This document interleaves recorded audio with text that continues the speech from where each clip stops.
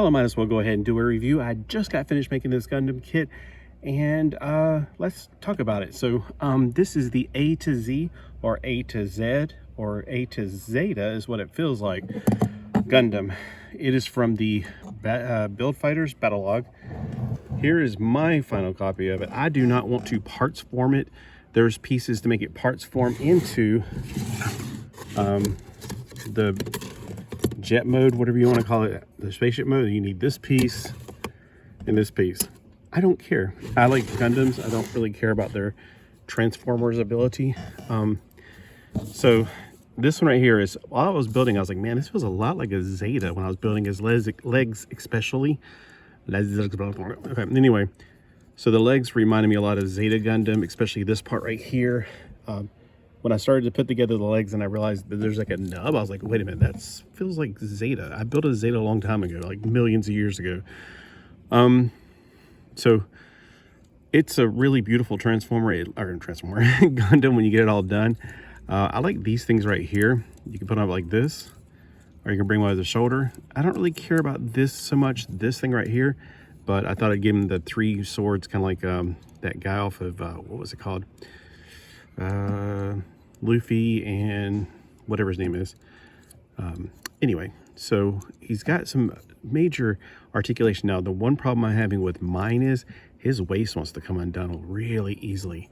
So you got to be careful about that if you have the same issue I have. His legs can go up if you move his butt flap up, or his skirt, whatever you want to call it. I don't like to separate these, and I don't think you can, but I don't know. Normally you can separate them. I don't like to do that. It just makes it more fragile. So there's legs have double articulation, like double jointed knees. The feet, of course, when you put it into jet mode, it's going to do something like that. So yeah, he is definitely a Renaissance version of a Zeta Gundam. He's got his little skirt flap. See how if you try to move his arms, it's going to make his ball joint in his torso right here come undone. Now, I did use a little bit of glue. That's why if you look at my fingers and you're going, man, you have leprosy. Oh, they come off really nicely. Okay, there's some still. Because these little teeny tiny things right here, oh my gosh, and that one right there, I did a sorry job on that. You could tell it looks bad. Anyway, so I had to glue those in because I knew they were going to come out. One of my older Gundams, oh gosh, I think it was a Zabi. He had a bunch of these little things, and if I didn't glue them in, they would have been all over the place because they did fall out constantly, and finally I just glued them in. That was a long time ago. The eyes are not that bad. There's only 2 stickers on this entire thing, and I think I put the sticker on upside down for the eyes, but he looks kind of sad now. The other sticker is right up there above the orange dot. Yeah, you're gonna need something tiny to poke it in there. I would recommend using a toothpick. This thing right here, it's mostly for the transformation mode when you're doing some kind of weird jet mode, whatever you want to call that mode, spaceship mode, jet mode. I don't like it on him because it does limit his articulation, so I'm going to carefully pull it out if I can. There we go. Also, you might want to shave that down before you poke it in. I tried to pull it back out to shave it down. I couldn't do it. All right, he does come with 2 beam sabers. The beam sabers around his fist are rectangular, so there's a lot of flimsiness with it. He's got double ball jointed shoulders, like he's got the butterfly wing right there, or butterfly joint right there, and then he's got the oh, see, he's going to keep coming apart on his waist every time I try to mess with his arms. I just don't know what I can do to fix that. I guess I could just hold him by his upper torso, which is kind of hard to get a hold of with a big backpack on him. He's got double joints in his elbows, which brings him a full 180 degrees, really. He's got a ball joint for the wrist. He only comes with 1 pair of hands, which I'm glad for, because I really don't like having 1,000 different hands to keep up with. Although I do have like a little plastic baggie inside the box that I am keeping up with all the extra parts, especially even the parts you don't use. I don't know. Maybe one day I'll figure out a use for these. These are the parts you don't use that are on the sprues, except for the ones I haven't marked out yet, like these. And there's an extra sword, but I could definitely use that. And then there's little cockpit things, which I don't see any use for them. So I don't remember them telling me to knock it out. So these things on the back, it's a backpack, but it also is like really cool pullover guns. Let's take a look at that face while we're here. And yes, I do think I put the stickers on upside down. It was hard to tell which way to put it. Mine looks like he has little sad eyes. Look at the shoulders. I like how they put the shoulders with 2 different layers of plastic there to give the color some pop instead of using stickers or paint. The arms look really good as well, I think, personally. It's got the little point right there to put that thing on, or over here.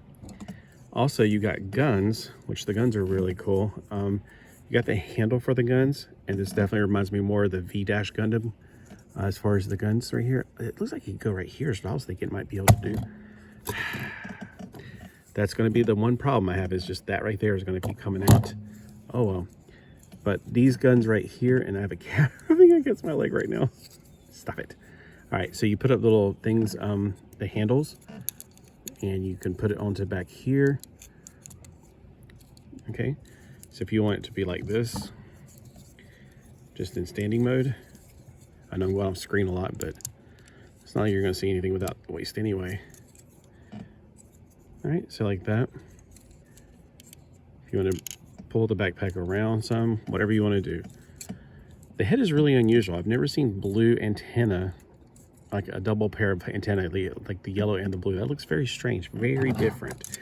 But one of the things I do like about the build fighters is that they took all the classic kits, or at least a lot of the build fighters have, take a lot of the classic kits and kind of done a modern spin on them, kind of like a 2.0 or an alternate universe version. Crap.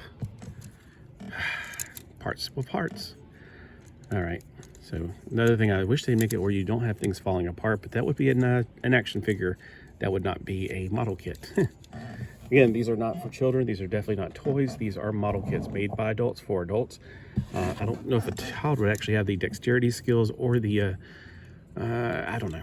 I really wouldn't know that. I'm not the person to ask for it. I'm not Dr. Spock.